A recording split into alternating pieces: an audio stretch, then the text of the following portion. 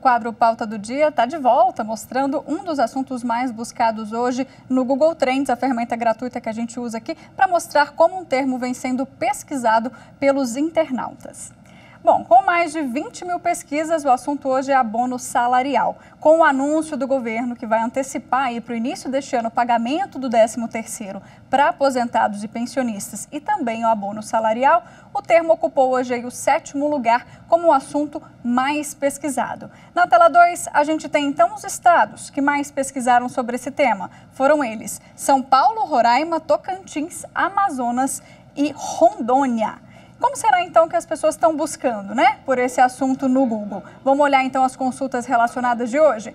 Governo vai antecipar 13º do INSS, governo antecipa abono salarial, governo vai antecipar 13º do INSS e abono salarial, governo decide antecipar 13º de aposentados e 13º aposentados 2021. Para debater esse assunto e me ajudar a explicar aí um pouco sobre esse tema, eu converso com Pedro Afonso Gomes, que é presidente do Sindicato dos Economistas no estado de São Paulo, e também com Tiago Albuquerque, que é especialista em direito previdenciário. Boa noite, doutor Tiago, boa noite, doutor Pedro, sejam muito bem-vindos aqui. Boa noite, Mariana. Boa noite, doutor Pedro. Boa noite, telespectadores e telespectadoras da TV Justiça. Um grande prazer retornar aqui ao canal para tratar de um tema tão relevante que é direitos sociais dos trabalhadores e trabalhadoras brasileiros. Saúde também aos telespectadores, a vocês, Mariana, produção.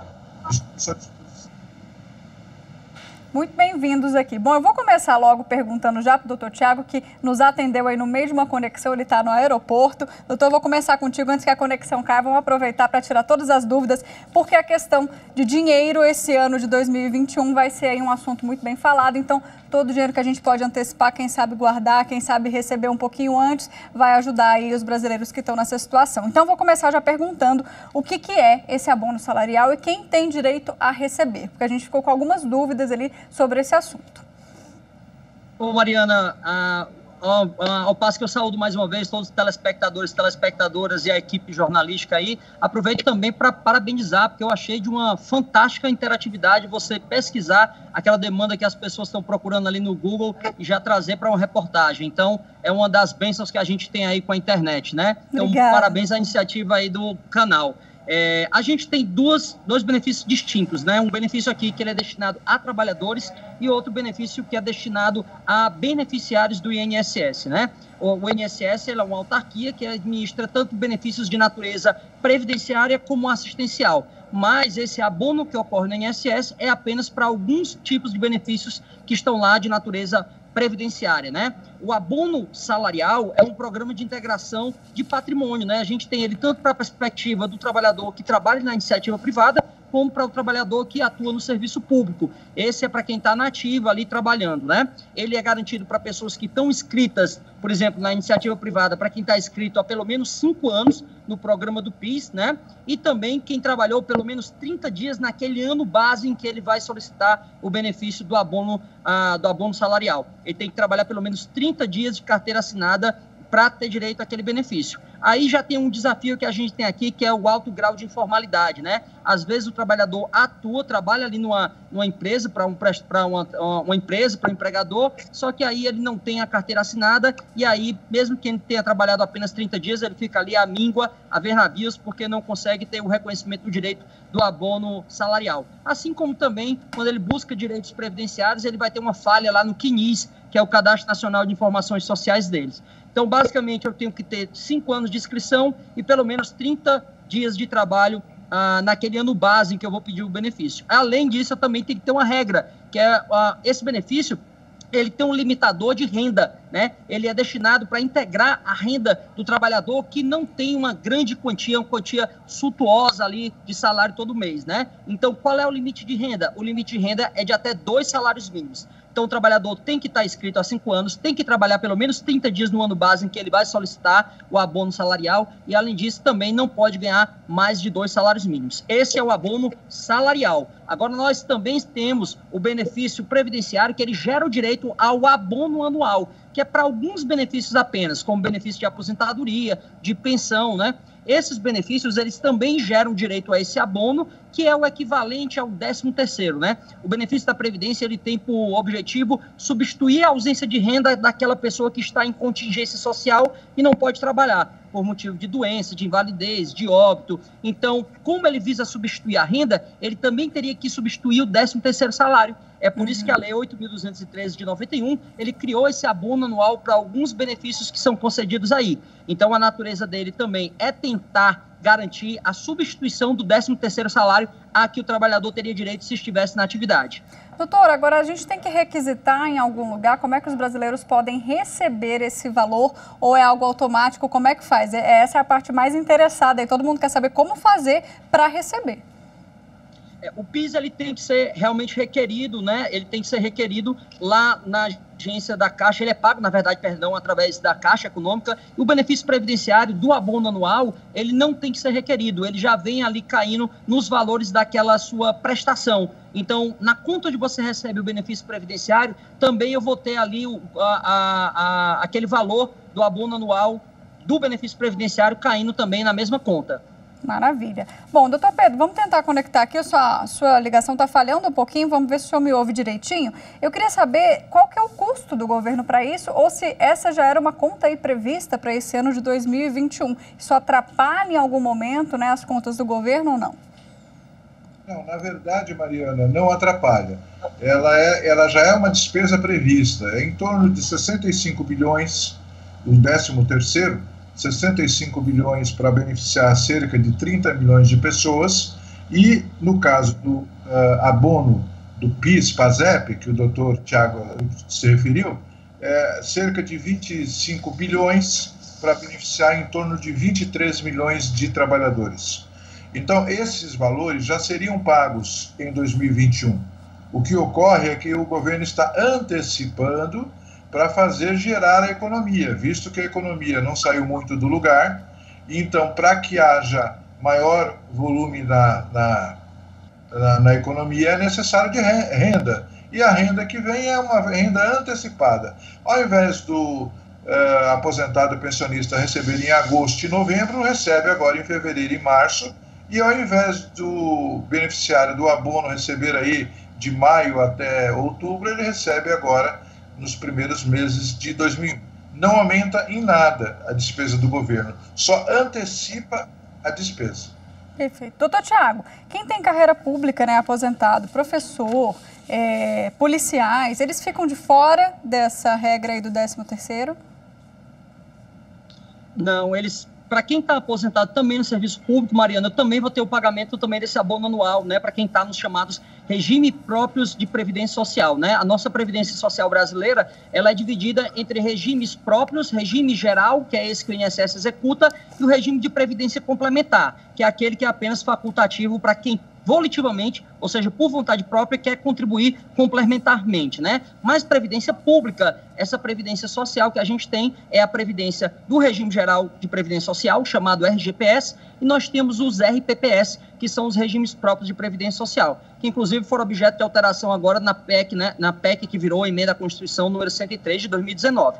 Então, quando você é servidor público, se o seu município ou o seu ente federativo, o seu estado ou a União, que já tem, né? Lembrando que no Brasil a União tem um regime próprio, todos os estados têm seus regimes próprios, mas nem todo município tem seu regime próprio instituído. Então, alguns municípios, o que acontece? O servidor público ele se aposenta e ele fica vinculado ao regime próprio, e outros municípios onde não tem instituído ainda seu regime próprio, eles ficam ainda vinculados ao regime geral de previdência social, ao RGPS, a esse regime que o INSS executa. Então, nos municípios que não têm regime próprio, ele vai receber pelo INSS, então ele vai ter direito ao 13º, ao abono anual, na verdade, que equivale ao 13º, tranquilamente. Para quem tem regime próprio, para quem trabalha para a União, para os estados e para os municípios que mantêm regime próprio de previdência social, eles também têm direito, é garantido também esse abono da mesma forma. E já tem uma previsão, doutor Tiago, quando, né, vai ser parcelado, né? Quando que vai ser, então, a primeira parcela e a previsão para a segunda? A gente já tem isso?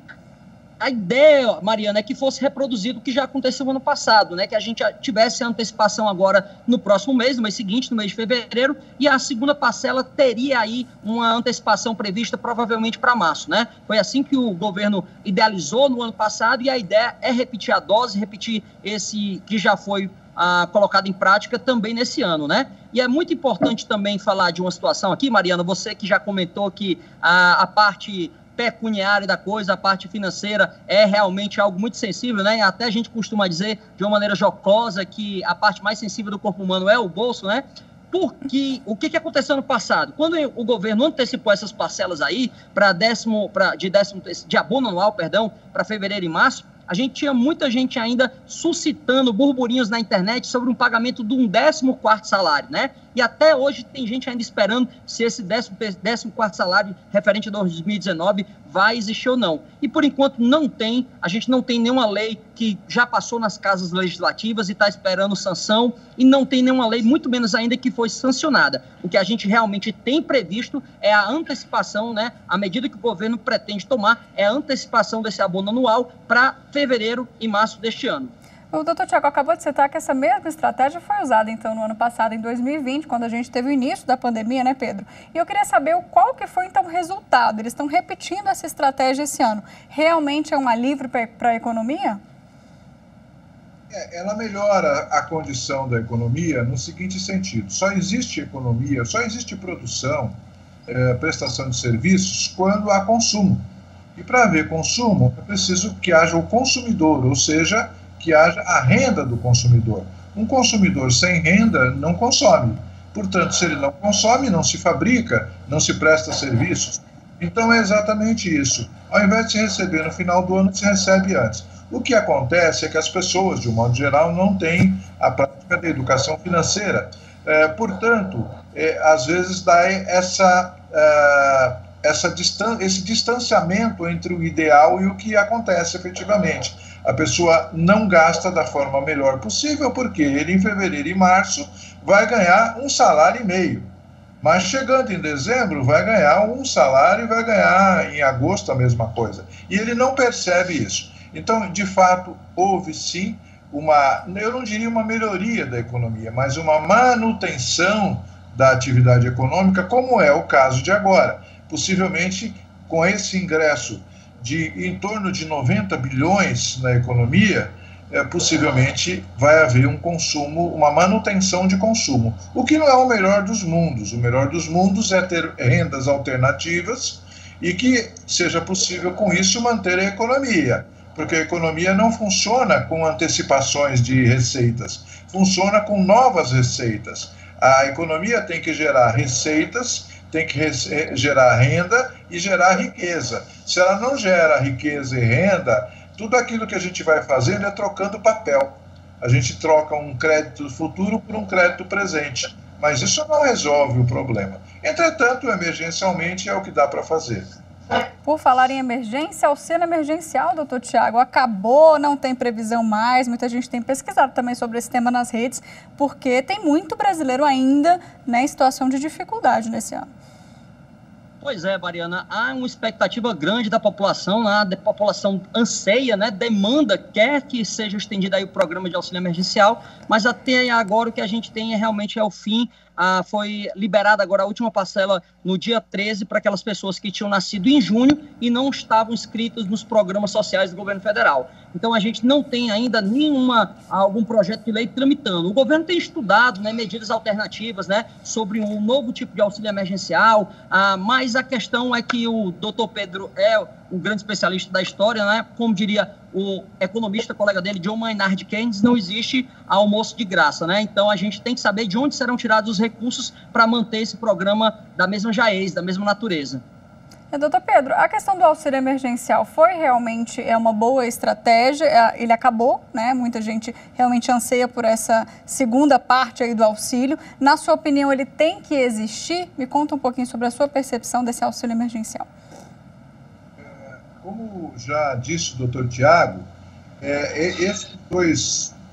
essas duas medidas do governo de agora, de antecipação do abono, que equivale ao 13º dos aposentados, e pensionistas, e também do abono salarial, que é a distribuição lá do rendimento do PIS, PASEP, isso daí só auxilia, só se dirige como benefício para aqueles que são formais, aqueles que trabalharam no ano passado e aqueles que são aposentados já. Não se dirige aos informais. E, segundo foi feito levantamentos, a gente sabe que teve alguma fraude aí no meio, mas não é o caso agora de quantificar. Nós temos 50 milhões de pessoas, pelo menos, que sobrevivem na informalidade no Brasil. Essas 50 milhões de pessoas, elas precisariam de algum amparo para tocar a vida delas até o momento que a economia voltar a funcionar. Porque elas não têm salário, elas não têm uma aposentadoria, elas não têm um benefício e elas precisam, evidentemente, de alguma ajuda, pelo menos para alimentação, moradia, as necessidades absolutamente básicas, né? E não estou falando só dos 50, na verdade o número seria até maior do que esse, se a gente considerasse os desempregados, os desalentados, etc., desempregados durante a pandemia. Está falhando um pouquinho aqui o áudio do Dr. Pedro. Vou continuar aqui com o Dr. Tiago para a gente tentar reestabelecer. Dr. Tiago, o Dr. Pedro falou sobre a questão de fraude, né? O sistema previdenciário vem lutando aí muitos anos, né, contra essa questão da fraude, é algo que preocupa e também é algo que preocupa os cofres públicos por conta desse rombo. A gente viu realmente agora no auxílio emergencial que também tiveram vários casos, né? Pois é, Mariana, a gente tem fraudes das mais variadas formas, né? A gente tem a fraude do beneficiário e a gente tem a fraude também das grandes empresas que, por vezes, sonegam aquela relação de trabalho e de financiamento da Seguridade Social, né? Quando você vai ali para a lista das 500 maiores devedoras da Previdência Social, na verdade, eu não gosto de usar o termo da Previdência especificamente, porque se eu estivesse dizendo isso, eu estaria assumindo que há um cofre específico da Previdência, quando, na verdade, o artigo 165 e o artigo 195 da Constituição falam do sistema de financiamento da Seguridade Social.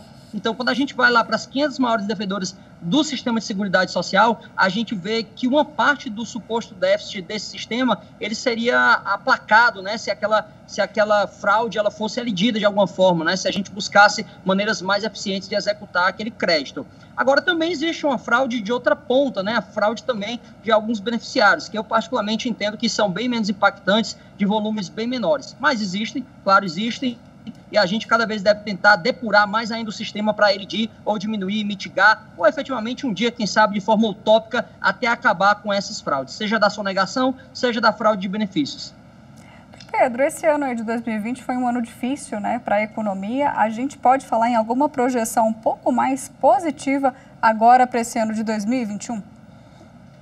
Os dados que nós temos, da perspectiva, e pode ser isso frustrado por uma maior lentidão na aplicação das vacinas, é de algo como 13 ou 13,5% em relação ao ano passado. Só que o ano passado nós tivemos um decréscimo em torno de 6 a 6,5%.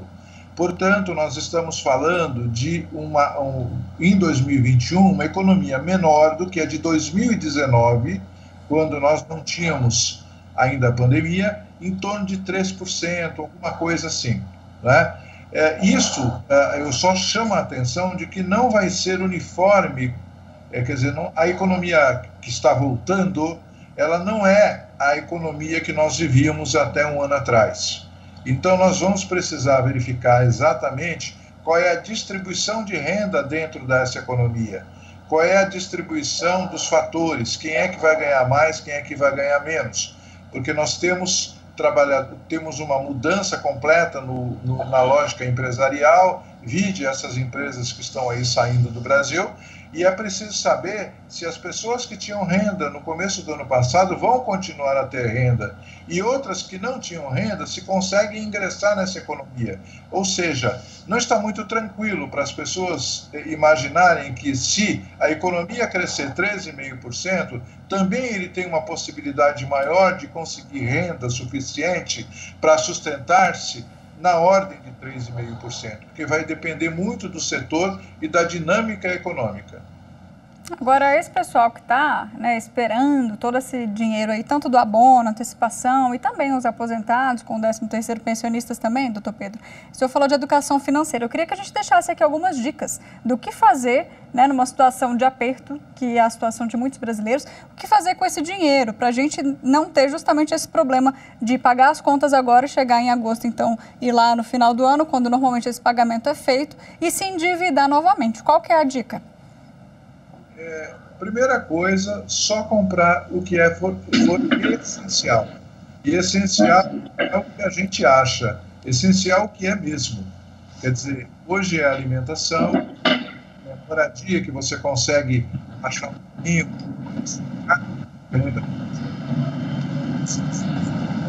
Voltou a falhar aqui o áudio, doutor Pedro. Doutor Tiago, quero continuar aqui contigo enquanto a gente restabelece o áudio aqui rapidinho. Ao vivo é assim, né? A gente sabe que todas as entrevistas podem acontecer também esse probleminha. Doutor Tiago, você tem dica também para os clientes que te procuraram aí para como gastar esse dinheiro que vai ser antecipado e não se apertar lá na frente? Uma pequena digressão ou pelo menos dúvida para o doutor Pedro depois responder se ele achar cabível, né? Mas eu particularmente entendo que realmente a educação financeira é um problema que a gente tem, mas eu cresci com meu pai conversando, meu pai é administrador de empresas, né, fez mestrado, doutorado na área, e ele vivia dizendo isso, olha, o país não tem poupança e tal, e aí eu fico com uma dúvida aqui, será que é tão fácil, ou não é tão fácil, mas me perdoe, será que é mais desafiador ainda a gente conseguir educação financeira para poupar e fazer o planejamento financeiro quando a gente também não tem salários compatíveis com as necessidades econômicas da população, né? Que a gente volta àquela velha história, né? A quanto que o trabalhador ganha e será que é suficiente para prover tudo aquilo lá que o artigo 6º da Constituição diz que o salário mínimo nacional deve cobrir, né? Então, eu particularmente não tenho dica, eu fico com o meu direito previdenciário e deixo a bola passada aí para o doutor Pedro. Ótima reflexão, doutor Pedro. Vamos ver se a gente consegue aqui voltar a te ouvir melhor. O que você diz aí? Olha, eu tenho 60 anos de idade e trabalho há 52. E todo mês eu tenho o costume, e agora incentivado, vamos chamar assim, incentivado pela minha esposa, ela tira do meu bolso todos os dias R$20. Às vezes 50, dependendo de como faz. Mas R$20 é certeza. Eu nem percebo. E no final do ano tem um dinheirinho. Bom, eu não estou dizendo que as pessoas devem fazer isso. Eu já dei palestras de educação financeira para milhares de pessoas. Nós sabemos da limitação dos salários e daquilo. Só que é preciso entender também, gente, que o mundo moderno, estas últimas 5 décadas, criou muitas necessidades de consumo, que se a gente for fazer a conta, não precisa. Então a gente quer tudo, a gente quer o melhor celular, a gente quer tudo. Então o que acontece? Precisamos perceber que no futuro, cada um de nós vai ter renda menor por causa da velhice e vai ter despesas maiores. E quando acontecer isso, não vai bater uma coisa com a outra. Então, a única forma que a gente tem é economizar enquanto a gente tem saúde, tem trabalho e consegue economizar. É difícil? É, mas é uma questão, efetivamente, de educação. Eu teria várias coisas, se você quiser um outro dia, eu falo só sobre educação financeira. Mas a questão, de fato, é esta. O mínimo que nós temos que fazer tudo e um pouco mais. É difícil? É difícil. Mas não é impossível, tanto que muitas pessoas no mundo que eram pobres tornaram-se milionárias com várias oportunidades. A maioria nunca vai acontecer isso. E eu não estou dizendo para a pessoa ficar milionária. Eu estou dizendo que ela deve, no mínimo, pensar no futuro, organizar o seu futuro para ter o mínimo de despesa no futuro, o máximo de renda. Não dá para falar mais coisa no seu programa de 30 minutos, Mariana. O nosso tempo acabou, mas foram ótimas as dicas. Doutor Pedro, muito obrigada aqui pela participação, viu? Obrigado, viu? Doutor Tiago, agradeço também sua participação, sua disponibilidade aí, né, em meu aeroporto. Obrigada por ter atendido a gente.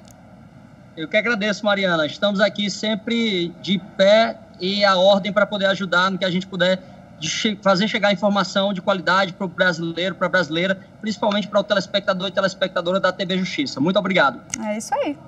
Bom, esta edição, então, do Jornal da Justiça fica por aqui. Você pode rever o jornal e o quadro Pauta do Dia lá no nosso canal do YouTube. Anota aí o endereço, youtube.com/TV Justiça Oficial. Até amanhã. Tchau.